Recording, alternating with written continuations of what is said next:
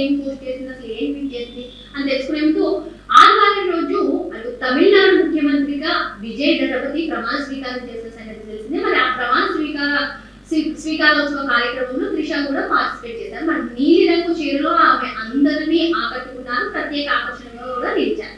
So మరి ఎన్నికల ముందు నుంచి కూడా విజయ్ కి త్రిషకి సంబంధించి చాలా వార్తలు, చాలా కథనాలు వినిపిస్తున్నటువంటి నేపథ్యంలో ఆ తర్వాత వాళ్ళు ఇద్దరు కలిసి ఒకే కారులో వెళ్ళి పెళ్లికి హాజరైన సంగతి కూడా మనకు తెలిసిన విషయమే.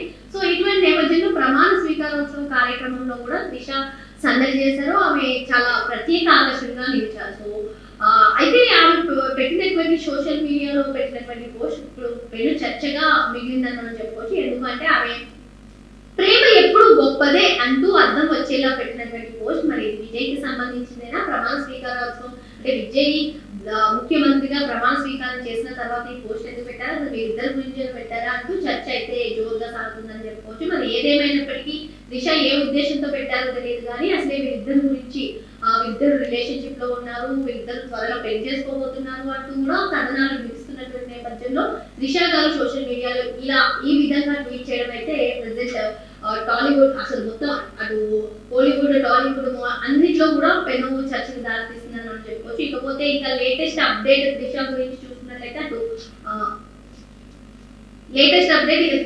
చూసుకున్నట్లయితే మనం అటు రజనీకాంత్, కమల్ హాసన్ ఇద్దరు కూడా కలిసి మల్టీ స్టారర్ మూవీ తీస్తున్నారు.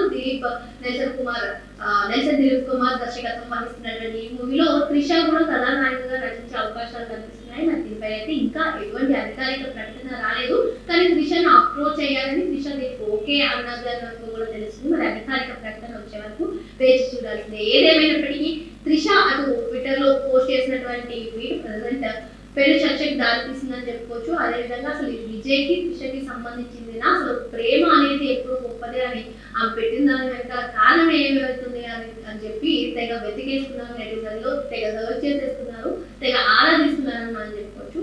మరో అంశంతో మళ్ళీ కలుద్దాం. Thank you.